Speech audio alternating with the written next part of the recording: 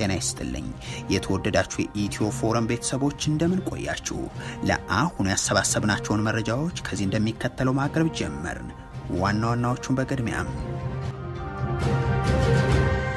40% ግዛታችን እንደተወረረ ነው አሉ ጄኔራሉ።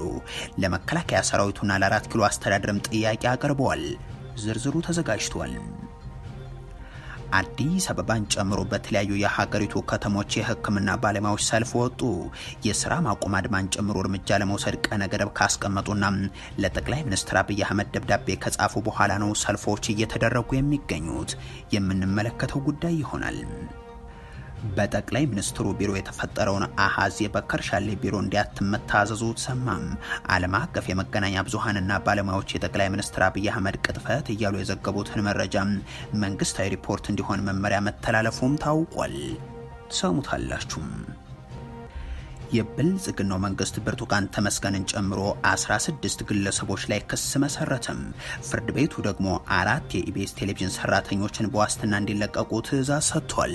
ሌላኛው መረጃችን ነው። ሱዳን የተባበሩት አረብ ኤሚሬቶችን በይፋ ጠላት ስትል ከዛሬ ጀምራ አወጀች። ሀገሪቱ ከተባበሩት አረብ ኤሚሬቶች ኤምባሲዋ ዲፕሎማቶቿንም ወደ ሀገራቸው እንዲመለሱ ጠርታለች። የተወደዳችሁ የኢትዮ ፎረም ቤተሰቦች አብራችሁን ስትቆዩ እነዚህን እና ሌሎችን መረጃዎችን ትሰማላችሁ። ሰናይ ቆይታ ይሆንላችሁ።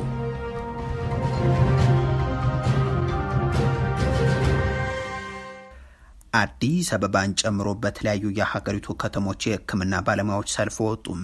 የሥራ ማቆም አድማን ጨምሮ እርምጃ ለመውሰድ ቀነ ገደብ ካስቀመጡና ለጠቅላይ ሚኒስትሩ ደብዳቤ ከጻፉ በኋላ ነው ሰልፎች እየተደረጉ የሚገኙት።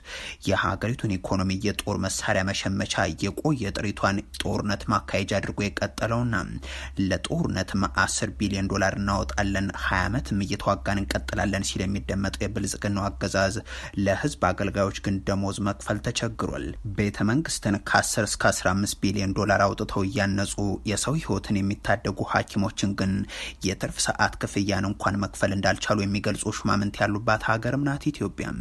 በእርግጥ የሀገሪቱ የሕክምና ባለሙያዎች ብቻ ሳይሆኑ መምህራንና ሌሎችም ሰራተኞች ደሞዛቸውና ኑሯቸው ለየቅል ሆኖ አስቸጋሪ ጊዜን እየገፉ ናቸው።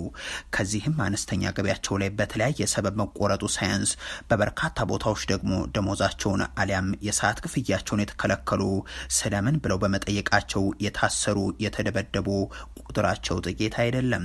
የሆነው ሆኖ የሀገሪቱ የሕክምና ባለሙያዎች በተደራጀ መንገድ መጠየቅ ጀምሯል። ዛሬ አዲስ አበባን ጨምሮ በተለያዩ የሀገሪቱ ከተሞችም የሕክምና ባለሙያዎች በሰልፍ ድምጻቸውን አሰምተዋል። እንደተለመደው ያሰሯቸው አሊያም የደበደቧቸው ባለሙያዎች መኖራቸው እስካሁን ባይታወቅም የነዚህ የሕክምና ባለሙያዎች ጥያቄዎች ግን ማስጠንቀቂያ ጭምር ያዘሉ ናቸው።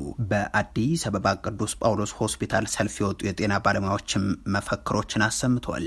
በተለያዩ የሀገሪቱ አካባቢዎችም እንደዚሁ ከተሰሙ መፈክሮች መካከልም በቃ በቃ ነው፣ 7 ቀን ቀርቷል፣ የተማርነው ለባርነት አይደለም፣ ህይወታችን ዋጋ አለው፣ እርካታ ቤት ኪራይ አይከፍልም፣ ዳቦም አይሆንም፣ ላልተኖረው ልጅነታችን ስንል እስከ ጥግ እንሄዳለን ወዘተ የሚሉት ይገኙበታል። Enough is enough. Enough is enough. 7 days left. 7 days left. የተማርነው ለባርነት አይደለም። የተማርነው ለባርነት አይደለም። ላልተኖረው ልጅነታችን ስንል እስከ ጥግ እንሄዳለን። ከርዕሰ መዲናው አዲስ አበባ በተጨማሪ እንደ ሀሮሚያ፣ ጎንደር፣ ዲላ የመሳሰሉ ከተሞችም ተመሳሳይ ጥያቄዎች መስተጋባታቸው ታውቋል። ጠቅላይ ሚኒስትር አብይ አህመድ ገና ወደ ስልጣን በመጡ የመጀመሪያዎቹ ዓመታት ነበር ከሐኪሞች ደሞዝን የተመለከተ ጥያቄ የቀረበላቸው። በወቅቱ በተለይም በአንድ መድረክ አንዲት የህፃናት የልብ ሐኪም የደሞዝ ጥያቄን አንስታም ባትደግፉን ቢያንስ ደሞዝ ክፈሉን ስትል እኔንም አትደግፉኝ ስራለኝ ሀገር ይበልጣል ብዬ እንጂ ኮምፒውተር ተምሬያለሁ እኔም የደሞዝ ጥያቄ አለኝ በሚል የመለሱት ጠቅላይ ሚኒስትር አብይ አህመድ ቆይተው ደግሞ ደሞዝ የምትጠይቁኝ ሰዎች ኤርትራዊ ናችሁ፣ ኬንያዊ ማለታቸው አይዘነጋም። የደሞዝ ጥያቄ በየሴክተሩ የሚያነሱት ሙያተኞች ባዶ ቋት ያለች ሀገር እያወቀ የሚጠይቀው ኬንያዊ ነው፣ ኤርትራዊ ነው፣ ማን ነው የሚለው ጉዳይ ግራ ይገባኛል። ከሰሞኑ የሕክምና ባለሙያዎች ለጠቅላይ ሚኒስትር አብይ አህመድ ለህዝብ ተወካዮች ምክር ቤት ለጤና ሚኒስቴር በሚል ደብዳቤ መጻፋቸውን መዘገባችንም ይታወሳል። የጤና ባለሙያ በመሆናችን ብቻ አንገታችንን እንድንደፋና ከሰዎች በታች የሆነ ኑሮ እንድንገፋ ተገደናል ይላል ደብዳቤያቸው። በኢትዮጵያ የሚገኙት የጤና ባለሙያዎች የተለያዩ የመብት ጥያቄዎችን በማንሳት እስከ ግንቦት 3 ድረስ ምላሽ እንዲሰጣቸው በማስጠንቀቂያ ጭምር ለጤና ሚኒስቴር ደብዳቤ መጻፋቸውም ይታወቃል። 40% ግዛታችን እንደተወረረ ነው አሉ ጀነራሉ። ለመከላከያ ሰራዊቱና ለ4 ኪሎ አስተዳደርም ጥያቄ አቅርቧል። የትግራይ ጊዜያዊ አስተዳደር ፕሬዝዳንት ሆኖ በቅርቡ ሹመት የተሰጣቸው ግን ደብዳቤ ያልደረሳቸው ጀነራል ታደሰ ወረደ ዛሬ በኢትዮጵያ የጀርመን አምባሳደር የሆኑት ጄነስ ሃኒፈልድ ጋር መክረዋል። በዚህ ወቅት ነው እንግዲህ የትግራይ ክልል 40% የሚሆነውን ግዛት በወራሪዎች ቁጥጥር ስር ነው የሚገኘው ሲሉ ማብራሪያ ያሰሙት። የጊዜያዊ አስተዳደሩ ዋነኛ ተልዕኮም የክልሉን የግዛት ወሰን ማረጋገጥና የተፈናቀሉ ሰዎችን ወደ ቀያቸው መመለስ ነው ሲሉ በማከል ፕሬዚደንት ጀነራል ታደሰ የፌደራል መንግስት ከመከላከያ ሰራዊት ውጭ የሆኑ በእነዚህ አካባቢዎች የሚገኙ ታጣቂዎችን ከአካባቢው ሊያስወጣቸው ይገባል ሲሉ ለአምባሳደሩ መናገራቸውን በጽህፈት ቤታቸው በኩል ከተሰራጨው መረጃ መረዳት ይቻላል። ጀነራሉ የተፈናቀሉ ዜጎች ወደ ቀያቸው መመለስም ይሁን የትግራይን ህገ መንግስታዊ ግዛቶችን ከጦርነቱ በፊት ወደ ነበረበት እንዲመለስ ማድረግ የፌደራል መንግስቱ ኃላፊነት ስለመሆኑም አቅርበዋል። በትግራይ ትልቁ የፖለቲካ ርዕሰ ጉዳይ የተፈናቀሉ ዜጎችን ወደ ቀያቸው ማስመለስና የትግራይ ህገ መንግስታዊ ግዛቶችን ማረጋገጥ የሚለው ነው ሲሉ መናገራቸውንም አካቷል። በተጨማሪም ፕሬዝደንቱ ከአምባሳደሩ ጋር በነበራቸው ውይይት የመጀመሪያ ዙር ታጣቂዎችን ወደ ማህበረሰቡ የመቀላቀል ተግባር እስከ መስከረም ወር ይጠናቀቃል፣ ሁለተኛው ዙር ግን የክልሉ ግዛት መከበር ጎን ለጎን የሚፈጸም ነው ሲሉ መናገራቸውን ጽህፈት ቤታቸው ይፋ አድርጓል። ጀነራል ታደሰ ወረደው ሁለተኛው ዙር የክልሉን የቀድሞ ታጣቂዎችን ትጥቅ የማስፈታትና ወደ ህብረተሰቡ የመቀላቀል ተግባር የሚከናወነው ተፈናቃዮቹ ሙሉ በሙሉ ወደ ቀያቸው መመለሳቸውና ህገ መንግስታዊ የትግራይ ግዛቶች መመለሳቸው ሲረጋገጥ በትይዩ የሚከናወን ስለመሆኑ መናገራቸውም ተመላክቷል። ቀደም ሲል በጸለምት የተፈናቀሉ ዜጎች ወደ ቀያቸው ለመመለስ የተደረገው ጥረት አለመሳካቱን ያነሱት ፕሬዚደንቱም የጸጥታ ሁኔታው ባለመጥራቱ ለዳግም መፈናቀልና ለችግር ተዳርገዋል ሲሉም ጠቁሟል። በቃላት ሊገለጽ በማይችል ህይወት ውስጥ እንዲኖሩ የተገደዱ ወገኖችን ከክረምት በፊት ወደ ቤታቸው ለመመለስ መሰራት እንዳለበትም ነው ያከሉት። በትግራይ ክልል ከሰሞኑ በአንድ አካባቢ 8 ተፈናቃዮች በረሃብ ምክንያት መሞታቸው መዘገቡም የሚታወስ ነው። በጠቅላይ ሚኒስትሩ ቢሮ የተፈጠረውን አሃዝ የበከር ሻለው ቢሮ እንዲያትም መታዘዙ ተሰማም። ዓለም አቀፍ የመገናኛ ብዙሃንና ባለሙያዎች የጠቅላይ ሚኒስትር አብይ ቅጥፈት እያሉ የዘገቡትን መረጃ መንግስታዊ ሪፖርት እንዲሆን መመሪያ መተላለፉም ተሰምቷል። አያሌ ውሸቶችን በመፍጠርና በመናገር የሚታወቀው የብልጽግናው መንግስት በተለያዩ ወቅቶች ሀሰተኛ መረጃ እንዳስተላለፍባቸው ከሚነገርላቸው ጉዳዮች መካከል የግብርና ምርት ይጠቀሳል። የሀገሪቱ ጥራጥሬ 65% የሚመረትበትን የአማራ ክልልን በጦርነት ውስጥ ምዕራብ ኦሮሚያንም እንደዚሁ በውጊያ ቀጠናነት ትግራይን ከምርት እንቅስቃሴ ውጭ እንዲሆኑ ወይንም እንዲዳከሙ ያደረገው የብልጽግናው መንግስት በታሪክ ያልተመዘገበ ምርት ተመረተ እያለ ነው። በዚህም ባሳለፍነው ሳምንት የግብርና ሚኒስቴር 1.2 ቢሊዮን ኩንታል ምርት መሰብሰቡን የገለጸ ሲሆን ይህም በ31 ሚሊዮን ሄክታር መሬት ላይ የተዘራ ነው ብሏል።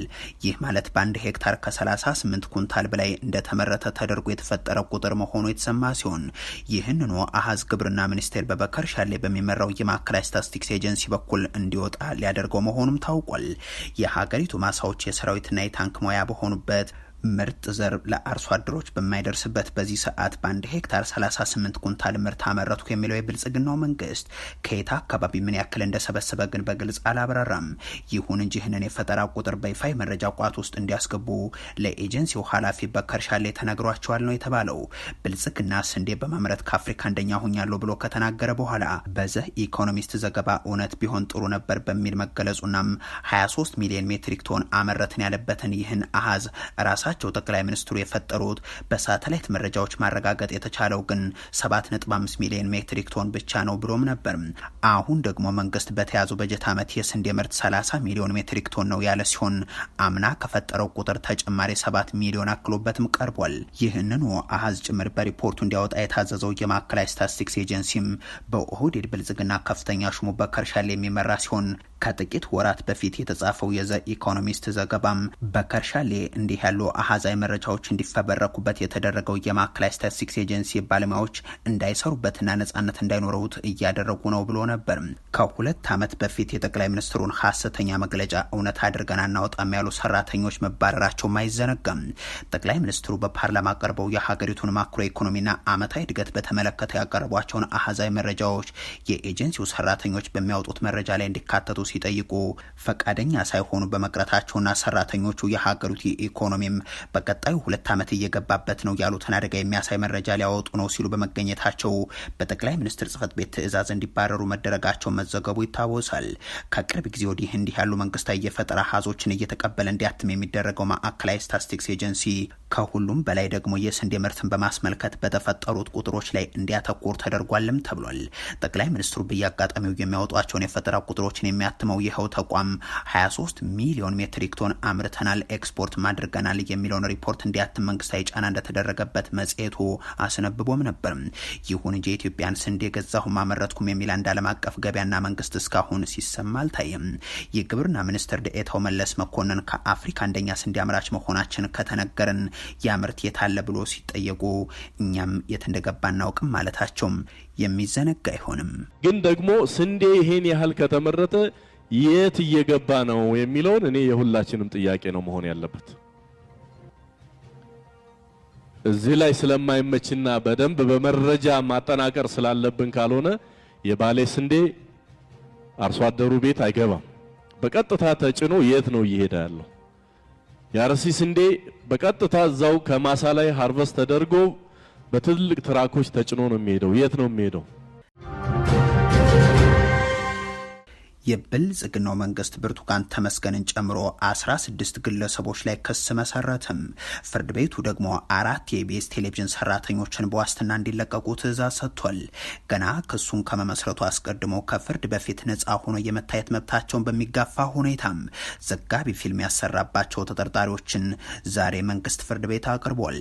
ተከሳሾቹ በፌደራሉ ከፍተኛ ፍርድ ቤት ልደታ ምድብ አንደኛ የጸረ ሽብር ወንጀል ችሎት ቀርበው በተፈጸሙ የወንጀል ድርጊት እንደተሳተፉባቸው የቀረበባቸው ክስም ተነቦላቸዋል። በዚህም መሰረት ጠቅላይ አቃቤ ሕግ ዛሬ ክስ የመሰረተባቸው ግለሰቦችን በአሜሪካና በሀገር ውስጥ የሚገኙ ናቸው ያለ ሲሆን በውጭ ሀገር የሚገኙ 2 ግለሰቦች በኢቢኤስ ቴሌቪዥን በአዲስ አበባ ከተማ የተለያዩ ተቋማት የሚሰሩ አመራሮችና ብርቱካን ተመስገንን ጨምሮ 16 ግለሰቦችም ናቸው። ከአንደኛ እስከ 6ኛ ያሉ ተከሳሾች ለጊዜው በቁጥጥር ስር ካልዋሉ ሌሎች ግብረ አበሮቻቸው ጋር በመሆን የፖለቲካ ዓላማን በኃይል ለማስፈጸም በማሰብ በህገ መንግስት የተቋቋመውን የፌዴራልና የአማራ ብሔራዊ ክልላዊ መንግስትን በኃይል በማስወገድ ስልጣን ለመያዝ ይህ ካልተሳካ ደግሞ መንግስትን በኃይል ለማስገደድና ለመደራደር እንዲቀመጥ ማድረግ የሚል ዓላማን በመያዝ ተንቀሳቅሰዋል ይላል ክሱ። በዋናነትም 6ኛ ተከሳሽ በደንቢ ዶሎ ዩኒቨርሲቲ ተማሪ በነበረችበት ወቅት ተጠልፋ እንደተደፈረች በማስመሰል ሐሰተኛ መታወቂያን ጨምሮ የገንዘብ ድጋፍና እቅድ አውጥቶ በመስጠትና በመተግበር በመሳተፋቸው ተከሳሾቹ የሽብር ወንጀል ክስ ቀርቦባቸዋል ሲልም ይጠቅሳል። ሁለተኛው ክስ ከ7ኛ እስከ 11ኛ ተከሳሾች ባሉት ላይ የቀረበ ሲሆን የጥላቻ ንግግርና የሐሰተኛ መረጃ ስርጭትን ለመከላከልና ለመቆጣጠር የወጣ አዋጅን በመተላለፍ የሚል ነው። ሶስተኛው ክስ ደግሞ በ3ኛ፣ 6ኛና 12ኛ እንደዚሁም 16ኛ ተከሳሾች ላይ የቀረበ ሲሆን የሙስና ወንጀሎች አዋጅን በመተላለፍ የተመሰረተ ክስ ነው ተብሏል። የተሰጣቸውን ኃላፊነትና ስልጣንን በግድፈት ያለ አግባብ በመገልገል ሐሰተኛ መታወቂያም ለብርቱካን እንዲሰጣት በማድረግ እውነተኝነቱ ሳይረጋገጥ በአስገድዶ መድፈር ምክንያት ለልብ ህመም በሽታ እንደተዳረገች የኢኮኖሚ አቅምና ቤተሰብ እንደሌላትና እገዛ እንደምትፈልግ እንድትገልጽ ድጋፍ በማድረግ የማይገባትን ከ3 ሚሊዮን ብር በላይ የሚሆን ገንዘብ ከተለያዩ ግለሰቦች ወደ ባንክ ሂሳብ ቁጥሯ እንዲገባላት ሁኔታ ያመቻቹ መሆናቸው በፈጸሙት ስልጣንን ያለአግባብ መገልገል ወንጀል ክስ ተመስርቶባቸዋል ሲልም ነው ያከለው። ይህ በእንዲህ እንዳለ በስር ላይ የሚገኙ 4 የኢቢኤስ ቴሌቪዥን ጣቢያ ሰራተኞች ዋስትና በማስያዝ እንዲለቀቁ የፌዴራሉ ከፍተኛ ፍርድ ቤት ትዕዛዝ ሰጥቷል። ሱዳን የተባበሩት አረብ ኤምሬቶችን ከዛሬ ጀምሮ በጠላትነት በይፋ ፈረጀች። ሀገሪቱ ከተባበሩት አረብ ኤምሬቶች ኤምባሲዋ ዲፕሎማቶቿንም ወደ ሀገራቸው እንዲመለሱ ጠርታለች። ምስራቅ አፍሪካን የጦር ሜዳ ያደረገችው ኤምሬቶች ሰሞኑን ሱዳንን ከደበደቡት ድሮኖች ጀርባ እጇ እንዳለበትም ሰምቷል። በሱዳኑ የእርስ በርስ ጦርነቱ እስከ ሀሚቲ ወገን ሆና ስትዋጋ የከረመችው የተባበሩት አረብ ኤምሬቶች ከሱዳን ጋር በይፋ ተቆራርጣለች። አቡዳቢን ወራሪዋ ሀገር ሲል የጠራው የአልቡርሃን አስተዳደር ዓለም እያያት ለ2 ዓመት የሱዳን ሉዓላዊነት ደፍራለች፣ ግዛታዊ አንድነታችንን አደጋ ላይ ጥላለች፣ የዜጎቻችንን ህይወትም ቀጥፋለች ብሏል። በዚህም ምክንያት በዛች የባህረ ሰላጤ ሀገር ያለ ኤምባሲ ውስጥ ያሉ ዲፕሎማቶች ወደ ሀገራቸው እንዲመለሱ አዝዣለሁ ሲልም አሳውቋል። ይህንን የኤምሬቶችን የጦር ወንጀል ወደ ዓለም አቀፍ ፍርድ ቤት ወስዶት እንደነበር ያስታወሰው የአልቡርሃን ወታደራዊ ምክር ቤት ይሁን እንጂ ፍርድ ቤቱ ይህንን ጉዳይ ለመዳኘት ስልጣን የለኝም ማለቱን ተከትሎ ዲፕሎማሲያዊ ግንኙነትን ለማቋረጥ መርጫለሁ ነው ያለው።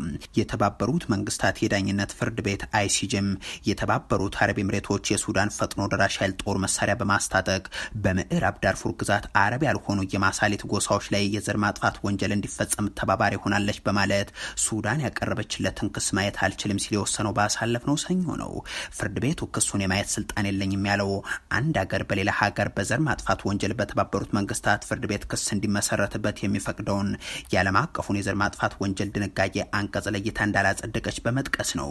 ይህንን የፍርድ ቤቱን ውሳኔ ውስብስብ ሲል የገለጸው የሱዳን ወታደራዊ ምክር ቤት ለጊዜው ዲፕሎማሲያዊ እርምጃ መውሰድን መርጧል። ከየመን እስከ ሱዳንና ኢትዮጵያ ድረስ ባለፉት ዓመታት በተካሄዱ ጦርነቶች መሳሪያ አቅራቢ ሆና ለሚሊዮኖች እልቂት ምክንያት የሆነችው የተባበሩት አረብ ኤምሬቶች መንግስትን ደግፋ ዜጎችን የጨፈጨፈችው በኢትዮጵያ ውስጥ ብቻ ሲሆን በሌሎች ሀገራት ደግሞ ተቋሚዎችን በመደገፍ ነው የምትታወቀው። በዚህም በሱዳን የጀነራል ሀሚቲ ሚሊሻዎችን የምትደግፍ ሲሆን በጄኖሳይዶች መሳተፏንም ባለሙያዎችና ሚዲያዎች እየዘገቡ ናቸው። በዚህ ሳምንት መጨረሻም በፖርት ሱዳን በተካሄዱ የድሮን ድብደባዎች ላይ እየተሳተፈች ስለመሆኑ መረጃዎች ተሰራጭተዋል። የሱዳን ወታደራዊ መንግስት ጊዜያዊ መቀመጫ የሆነችው ፖርት ሱዳን አውሮፕላን ማረፊያ፣ የጦር ሰራዊቱ ሰፈርና የነዳጅ ዲፖዎችም የድሮን ጥቃቶች ድብደባ ደርሶባቸዋል። የሱዳን ጦር ለጥቃቶቹ ባላንጣውን የሱዳን ፈጥኖ ደራሽ ኃይልን ተጠያቂ ያደረገ ሲሆን ከዚህ ጀርባ አለች የሚለው ደግሞ የተባበሩት አረብ ኤምሬቶችን ነው። የተወደዳችሁ የኢትዮ ፎረም ቤተሰቦች ለአሁን ያሰባሰብናቸው መረጃዎች ይህንን ይመስሉ ነበርም። አበቃን። ቸር ያሰማን።